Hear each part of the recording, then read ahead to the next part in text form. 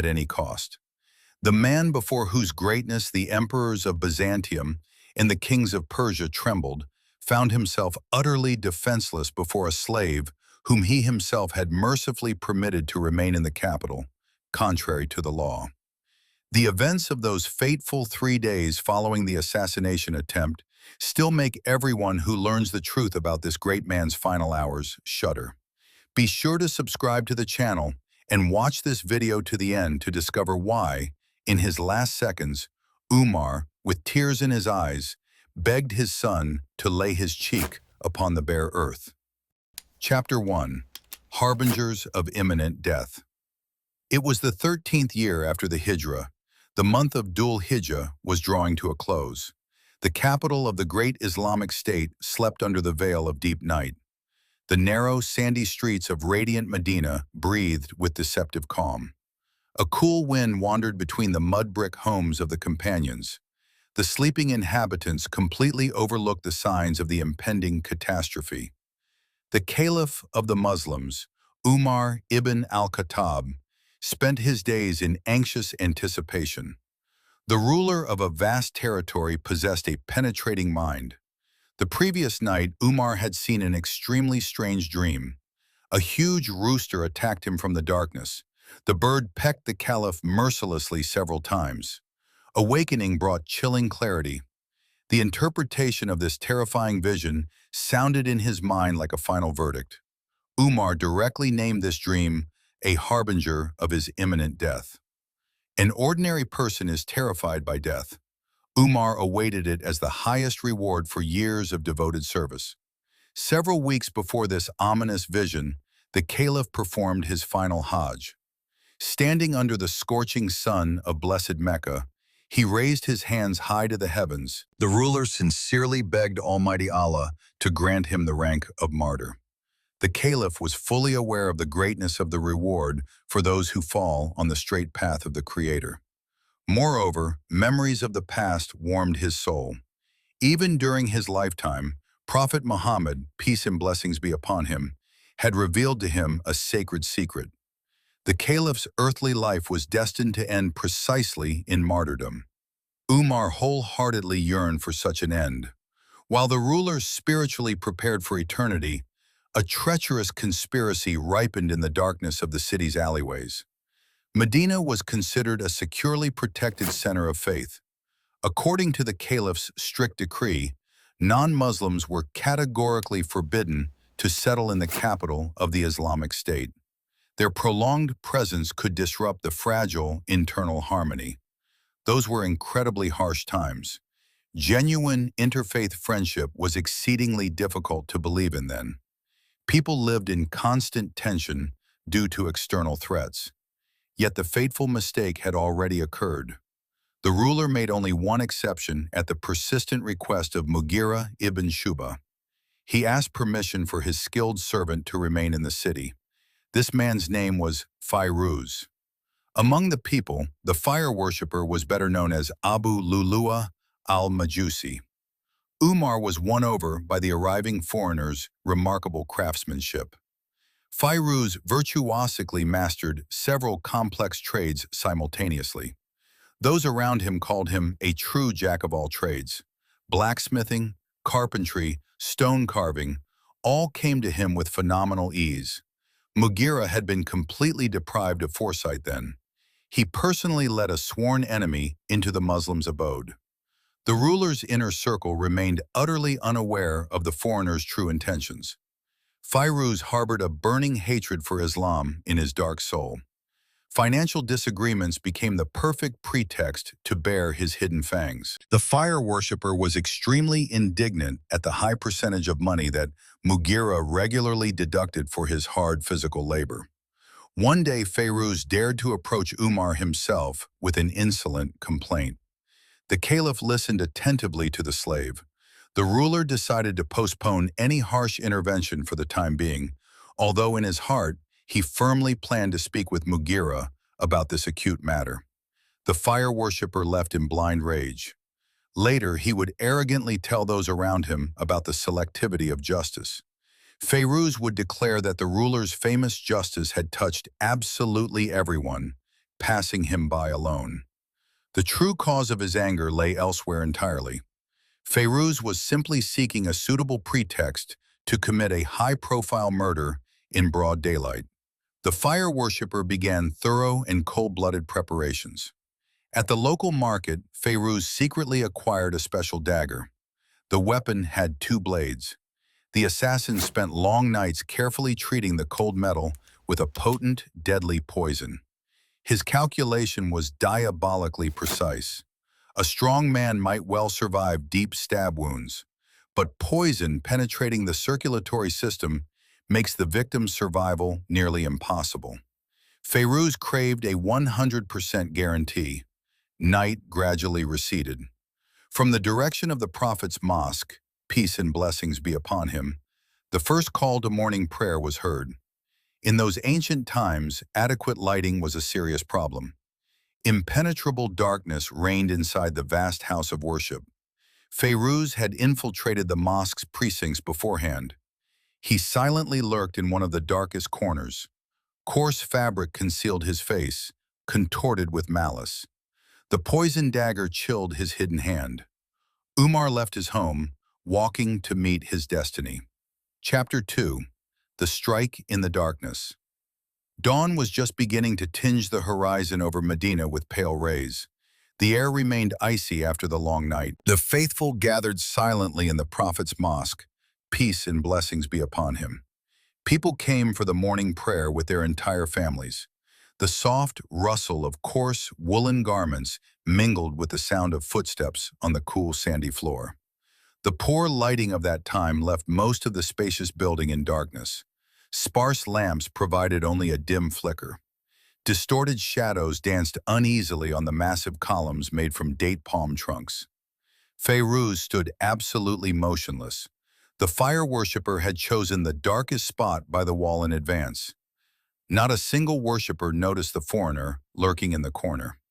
Within the vast house of worship, the assassin's presence remained completely undetected. Beneath his spacious cloak, the heavily breathing man's hand firmly gripped the hilt of his deadly weapon. The dagger had two blades. The cold blade was coated with a terrible poison. A person might survive ordinary stab wounds. The depth of the cut loses significance in the face of medicine. But poison entering the body makes survival practically impossible. Fairuz had placed his perfect bet on this lethal chemical calculation. The assassination had been planned long before that fateful morning. It was the direct result of a secret conspiracy. The plotters gathered in the remote alleyways of the capital. Besides Fairuz himself, two others were involved in the criminal deed. The fire worshipper Hormuz and the Christian Jufaina shared a burning hatred for Islam. This ill-fated trio was once spotted together by Abdurrahman, the son of Abu Bakr. The Muslim was simply passing by their secret hiding place. Suddenly, one of the conspirators dropped a dagger on the ground. The sharp blade clanged against the dry stones.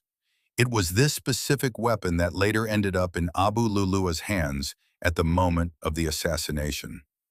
Medina harbored a deadly threat. This was why Caliph Umar had been entirely justified in seeking to shield the capital from representatives of other faiths. Prayer was about to begin.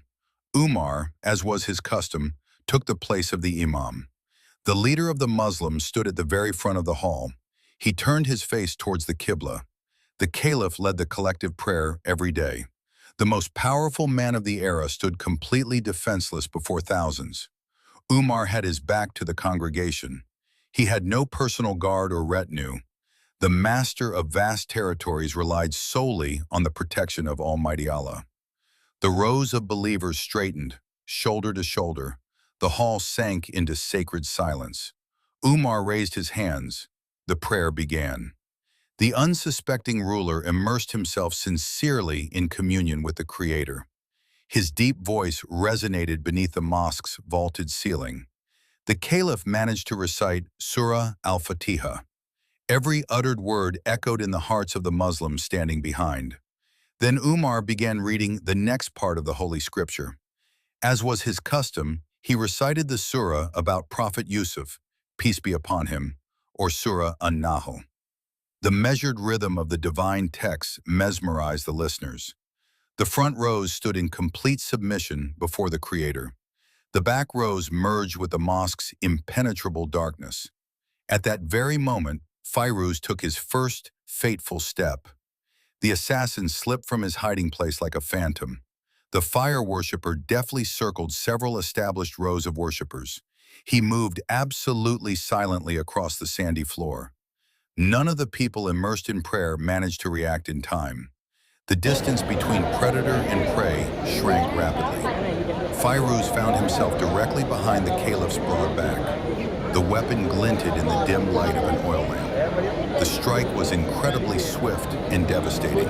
Fairuz inflicted several penetrating wounds upon the Caliph. The sharp, double-bladed knife tore through the ruler's flesh with merciless force. Poison instantly flooded the open, deep wounds. The deadly liquid began its destructive journey through the veins of the aged companion. From unbearable, searing pain, Umar's strong voice broke off abruptly. The recitation of the sacred surah remained forever unfinished.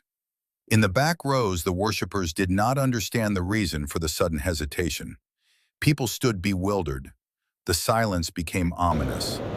The Muslims in the front rows witnessed the vile assassination attempt on the Caliph. The greatest tragedy of the era unfolded right before their eyes. Umar, overcome by sudden weakness, began to slowly sink to the ground. The ruler's blood stained the mosque floor. The poison paralyzed his muscles. Strength rapidly deserted the aged leader. In that moment of absolute chaos, Umar managed to utter, "A dog has killed me," or, according to another version, "A dog has bitten me." This was the harsh truth. In the semi-darkness of the mosque, a veritable dog in human form had indeed lurked. Fairuz was entirely prepared to murder a man of such high rank. For this merciless killer, another human life was worthless. Blood continued to spurt from the terrible wounds. The Caliph lay fallen on the floor. His simple garments were instantly soaked crimson. The worshippers snapped out of their stupor. Panic began to grip the front rows. Terror contorted the faces of the devoted companions. Yet the laws of religion demanded the immediate completion of the worship that had begun. Abdurrahman, the son of Auf, urgently continued the prayer. He quickly stepped forward to take the place of the fallen imam.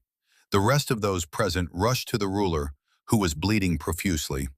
They gently lifted the bloodied caliph. Every accidental movement caused Umar excruciating pain. The poisonous substance had already begun destroying his internal organs. The caliph's breathing became labored and irregular. The Muslims hastily carried their leader home. The ruler's life hung by the slenderest thread. Meanwhile, the assassin was still inside the mosque. Fairuz tightly clutched the bloody dagger. The fire worshipper's eyes blazed with madness. A cornered beast thirsted for more Muslim blood. Chapter 3. Retribution and Grief.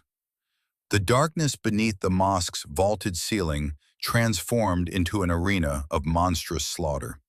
Fairuz had no intention of surrendering without a fight after his initial fatal strike. The fire worshipper had become a cornered beast, desperate to take as many lives with him as possible. He began swinging the poisoned dagger blindly and furiously in all directions. The double blade sliced through the air with a distinctive whistle. A wave of animal terror swept through the crowd of worshippers. Trying to break through the dense encirclement of Muslims, Fairuz managed to wound 13 more people. 7 of these unfortunates received injuries utterly incompatible with life. The blood of innocent victims mingled with that of their great leader on the cold floor of the sacred building. The believers were in a state of shock, but the instinct to protect the community quickly overcame their paralysis.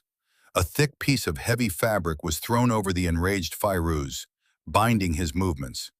Trapped and understanding the complete inevitability of swift retribution, the assassin made his final decision. Abu Lulua's treachery turned against him. He drove his own poisoned weapon forcefully into his chest. Death overtook the traitor at the scene of his crime. The fire worshipper's body remained lying among those he had tried to destroy. Meanwhile, the bloodied caliph was being carried home in the arms of his companions. His path led through the awakening Medina. Every step of the companions resonated with pain in the hearts of those who witnessed this terrible sight. The ruler's garments had become a single crimson stain. For that generation of Muslims who had personally known Umar, this assassination was a true tragedy. It was difficult to find anyone indifferent to what had happened that morning. News of the attack spread through the city faster than the desert wind. Every home in Medina literally mourned the Caliph. People poured into the streets with faces full of inexpressible sorrow. At home, Umar was laid upon a simple bed. The Caliph regained consciousness briefly. His voice was weak, but his mind remained remarkably clear. The leader of the Muslims was tormented by only one key question. He wanted to know the identity of his assassin. When they told him the attacker was a foreign slave, Umar's face brightened for an instant. The Caliph managed to utter the phrase about being killed or bitten by a dog. These words were not merely an insult. Umar meant a creature in human form for whom human life held no value. The ruler thanked the Creator that his blood had not been shed by a man who had performed even a single prostration to Allah in his life. Soon, terrifying details of what had transpired began to emerge. The assassination of Umar was not a random act of slaves' rage, but the result of a meticulously planned conspiracy. Besides Fairuz, two other accomplices were involved in this criminal alliance. The fire worshipper Hormuz and the Christian Jufana were the invisible architects of this murder of the century. Their shadows loomed behind the perpetrator. Medina, which had always seemed a bastion of security, suddenly exposed its hidden wounds. This was why Umar had so persistently sought to shield the capital from representatives of other faiths. In those harsh times, sincere interfaith friendship was exceedingly difficult to believe in. Physicians who came to the wounded man's bedside attempted the impossible. They gave the Caliph milk and honeyed water to drink, hoping for the miraculous power of natural remedies. Yet there was practically no hope for his recovery. The penetrating wounds were too deep, and the poison had already begun its destructive work within the body. Witnesses watched in horror as the ingested liquid seeped out through the gaping wounds in the ruler's abdomen. It became definitively clear that Umar's days were numbered. He lay mortally wounded for 3 long days. Despite unbearable physical suffering, the Caliph continued to think of his state's welfare. He was troubled not by personal grievances, but by the future of the Muslim community. Umar understood that a period of great turmoil might begin after his departure. The companions sitting by his bedside saw before them not merely a dying man, but a titan of spirit who remained faithful to his duty until his last breath. The ruler began dictating his final instructions. His bequests were brief and clear. First, he ordered that all his debts be settled immediately. Umar had never sought to amass wealth and wished to appear before the Almighty with a clear conscience. Then he turned to the most cherished desire of his life. He yearned intensely to rest beside those with whom he had spent his entire conscious Islamic life, side by side.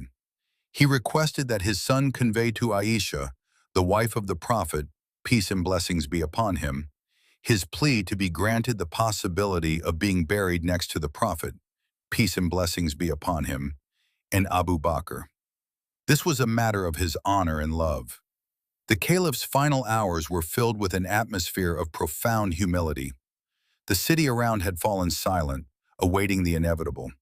The great lion of the desert, before whom the kings of Persia and the emperors of Byzantium trembled, now prepared for his most important transition. Physical strength was leaving his body, but spiritual strength only grew.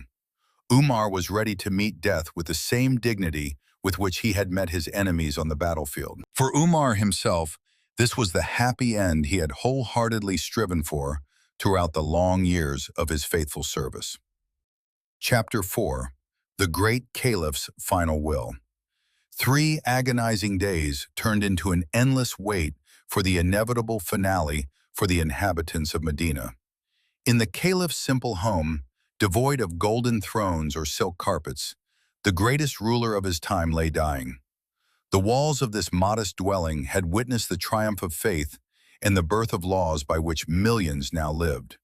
Now these walls absorbed the heavy, labored breathing of a man whose life was ebbing away under the influence of a deadly poison. Umar's physical suffering was indescribable. The venom in his veins slowly and methodically destroyed his strong body. Yet the caliph's mind remained sharp and clear until the very last moments. Umar understood perfectly that his earthly time had expired. He did not waste precious minutes on complaints or farewells to worldly goods. The ruler ordered the execution of his three main bequests, which were to summarize his reign and ensure the state's stability. Umar's first concern was honesty before people and God. He ordered that all his debts be paid immediately. The caliph, in whose hands lay the incalculable wealth of conquered empires, departed life possessing no personal fortune. His modesty was legendary. He feared leaving behind even the smallest unpaid sum. Every penny had to be returned to its owner, so that no shadow would fall upon his reputation on the day of great judgment. Umar personally supervised the accounts as long as his consciousness permitted. This was an act of supreme justice by a man who placed the common good above his own comfort. Those around him could barely hold back tears, witnessing such zeal for truth in the final hours of a life. Umar's second and most intimate desire was a request concerning his final resting place. He yearned intensely to remain forever beside those with whom he had journeyed his entire path. He sent his son Abdullah to Aisha, the wife of the Prophet, peace and blessings be upon him. Umar instructed him to convey his humble request. The Caliph asked to be granted the possibility of being buried next to the Prophet, peace and blessings be upon him, and his closest friend, Abu Bakr. This place was a sanctuary for every believer. Aisha herself had planned to be buried there, but upon hearing the dying Umar's request, she displayed the highest nobility. She agreed to yield this place to the Caliph, recognizing his exceptional services to Islam. Hearing the positive response, Umar experienced true relief. The thought that he would be reunited with his brothers in faith in the earth granted him a brief moment of peace amidst his physical torments. The third important matter was concern for the entire community's future. Umar refused to appoint a successor unilaterally, understanding the immense responsibility of this choice. Instead, he ordered the formation of a council of 6 of the most respected Muslims to elect a new caliph. This council was to decide the state's fate in the shortest possible time. Umar did not want to leave people in a state of uncertainty and chaos. His political wisdom manifested even in his death throes. He laid the foundation for a legitimate transfer of power, striving to avoid potential discord and civil wars. Every step he took was dictated by concern for Muslim unity. During one of those grievous days, Abdullah ibn Abbas came to the caliph. The young companion was deeply shaken by the sight of the suffering ruler. Ibn Abbas decided to support Umar and spoke highly of the dying leader's merits. He addressed him with a fervent speech, urging him to rejoice in the promised paradise. Ibn Abbas reminded Umar that he had accepted Islam at the most difficult time, when others refused to do so. He emphasized that the caliph had waged jihad alongside the messenger of Allah, peace and blessings be upon him, at times when others abandoned him without help. Ibn Abbas spoke of how the Prophet, peace and blessings be upon him, had passed to the next world, being completely pleased with Umar. He reminded him that during his caliphate, no irresolvable disputes had arisen, and now the ruler was honored with the highest rank of martyr. These words were not merely comfort, they were a statement of fact about a great life. At Umar's request, Ibn Abbas repeated his speech once more. The caliph listened very attentively, absorbing every word. Yet the ruler's reaction astonished all present with its incredible humility. Hearing the praise a second time, Umar uttered words that forever entered history. He swore by Allah that if all the gold and silver in the world were at his disposal, he would unhesitatingly sacrifice it all. His sole aim would be to strive for salvation from the horrors of the Day of Judgment. Despite the Prophet, peace and blessings be upon him, having guaranteed him a place in paradise during his lifetime, Umar was overwhelmed by a sacred fear of the Almighty.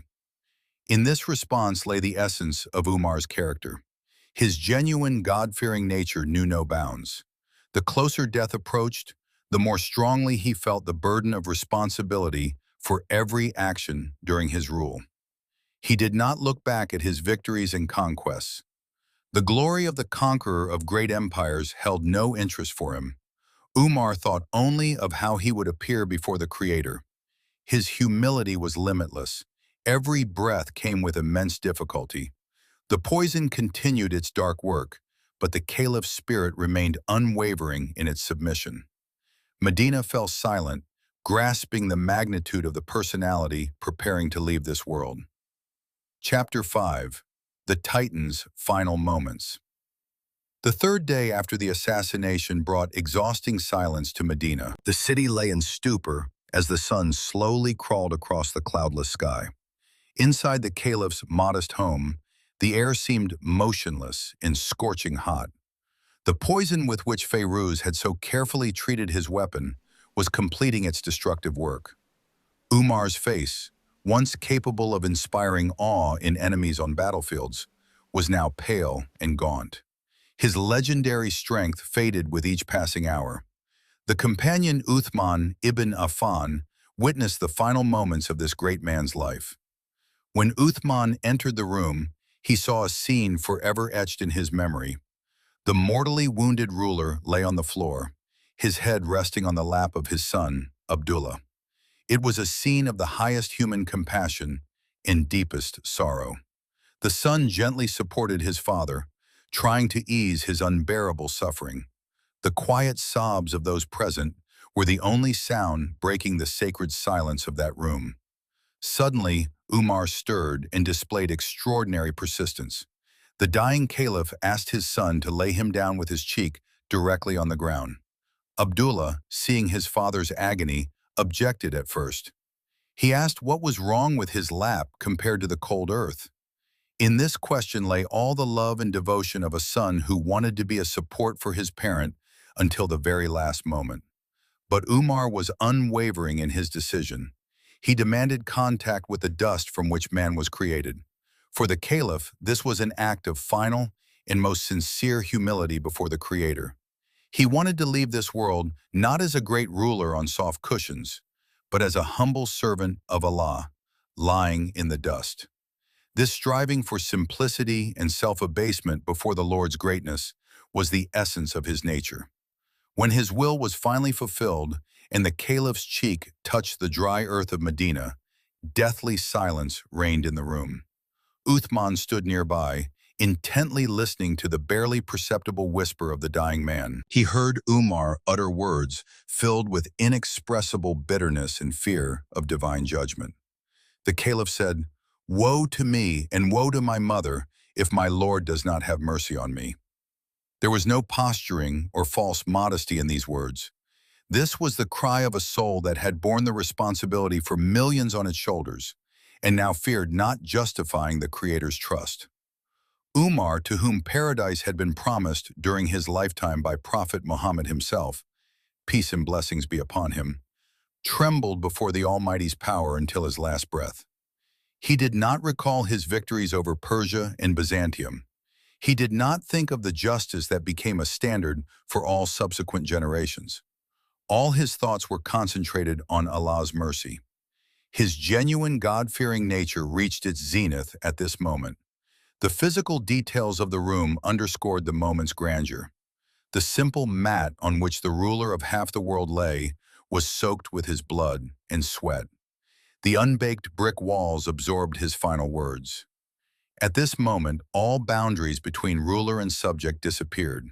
Only man and his Creator remained. Umar lay in the dust, symbolizing a return to the origins of human existence. His lips continued moving in prayer as consciousness slowly faded. Those around understood that an entire era was passing before their eyes.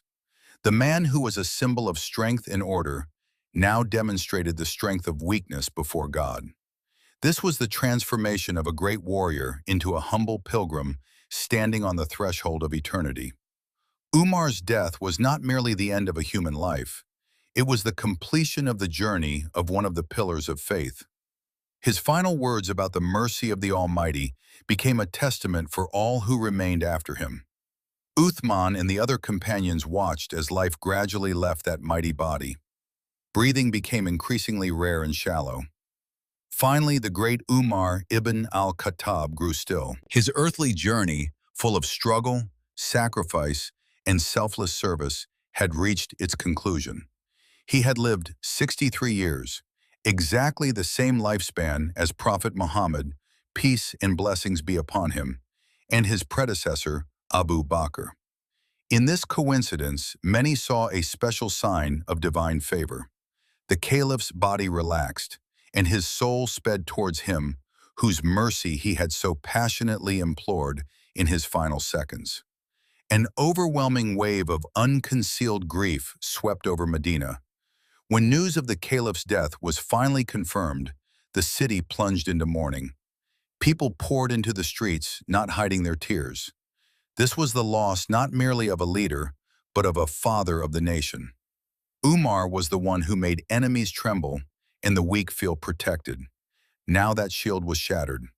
The fire worshipper Fairuz's bloody dagger had done its work, but it could not kill the legacy Umar left behind. The companions began preparations for the funeral, fulfilling their leader's final wish. They were about to accomplish what Umar had dreamed of most in all the world, to rest him beside the best people of this world. Chapter 6. Eternal Peace Behind a Closed Door. Medina sank into a heavy stupor. The sun blazed mercilessly, as if nature itself mourned the century's greatest loss. The funeral bier bearing the caliph's body stood in the center of his modest dwelling. Umar ibn al-Khattab looked as though he had simply fallen asleep after a long and exhausting journey. On his face was frozen an expression of deep tranquility that comes only to those who have fulfilled their duty to the very end. His bloodied garments had been replaced with simple white shrouds. The air held the sharp scent of incense, mingled with the smell of dry desert dust. Thousands of people gathered around the Prophet's mosque.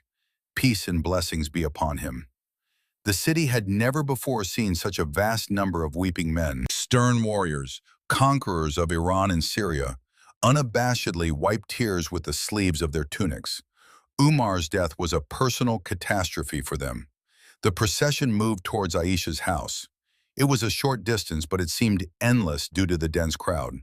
People stretched out their hands to touch the edge of the bier, if only for an instant. Everyone wanted to pay tribute to the man who was the living embodiment of justice. The procession proceeded in deafening silence, broken only by the rustle of thousands of sandals on the sand. Umar was returning to those he had loved most in all the world. His final wish was sacred to the community. Burial next to the Prophet, peace and blessings be upon him, was the highest honor a mortal could deserve. Aisha opened the doors of her room, ushering her former ruler into his final resting place. Inside the small room, it was cool and quiet. Beneath the earthen floor already rested two of the greatest figures in Islamic history. Prophet Muhammad, peace and blessings be upon him, and his faithful companion Abu Bakr awaited their third brother. The gravesite had been prepared in advance. The companions carefully lowered Umar's body into the deep niche. At that moment, many recalled the words of the Prophet, peace and blessings be upon him, who often spoke of himself, Abu Bakr, and Umar as an inseparable whole. Now this trio was reunited forever beneath the roof of that modest building in radiant Medina. Umar took his place at the right hand of his predecessors. As the first clods of earth fell upon the shroud, a groan of inexpressible pain swept through the crowd. For Umar himself, this was the happy end he had wholeheartedly sought throughout his entire life. He had begged Almighty Allah to grant him the rank of martyr, and his prayer was answered. The Caliph perished at the hands of an enemy of the faith in the most sacred place during prayer. It was a death worthy of a hero whose name terrorized tyrants. Yet for the Muslim community, this event carried an ominous undertone.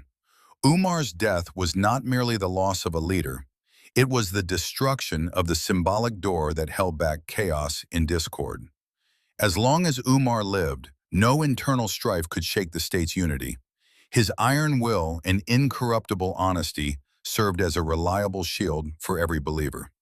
With Umar's departure, this shield vanished forever. Medina sensed the approach of great trials.